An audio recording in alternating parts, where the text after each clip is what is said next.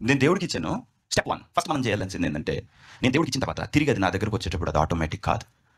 నేను దేవుడికి ఇచ్చాను. నేను ఏదో చేయాల్సింది ఉంది. ఓకే. సో ఫస్ట్ మనం ఏమనుకుంటాం ఆటోమేటిక్ అనుకుంటాం. రెండోది ఏంటంటే, దేవుడు నాకు బద్ధుడై ఉన్నాడు అనుకుంటాం. దేవుడు నాకు బాకీ అనుకుంటాం. దేవుడు రెస్పాన్సిబుల్ అనుకుంటాం. బైబిల్‌లో ఏం చెప్పిందంటే, నువ్వు పేదవాడికి ఇస్తే యెహోవాకి అప్పిచ్చినట్టు అన్నాడు. కాబట్టి ఆ మాట పట్టుకొని నేను నీకు అప్పిచ్చాను, నాకు తిరిగి ఇయ్యాలి. నేను ఇయ్యను కూడా. ఓకే. మనం మనం ఎందుకంటే మనము మన మీద రెస్పాన్సిబిలిటీ దేవుడి మీద రెస్పాన్సిబిలిటీ చేసి మనం ప్రశాంతంగా ఉన్నాం. అర్థమవుతుందా? సో రెస్పాన్సిబిలిటీ వైస్ తప్పు. ప్రొవెర్బ్స్ సామెతలు తీయండి. 6వ అధ్యాయం 6వ వచనం.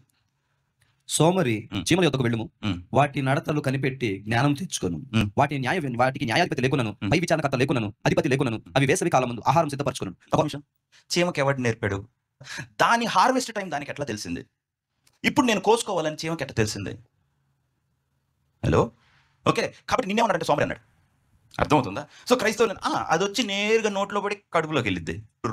రూల్ నెంబర్ 1 అది ఆటోమేటిక్ కాదు. రూల్ నెంబర్ 2 దేవుడి రెస్పాన్సిబిలిటీ కాదు. రూల్ నెంబర్ 3 కోసుకోవటం అంటే నీకు విశ్వాసం ఉండాలి.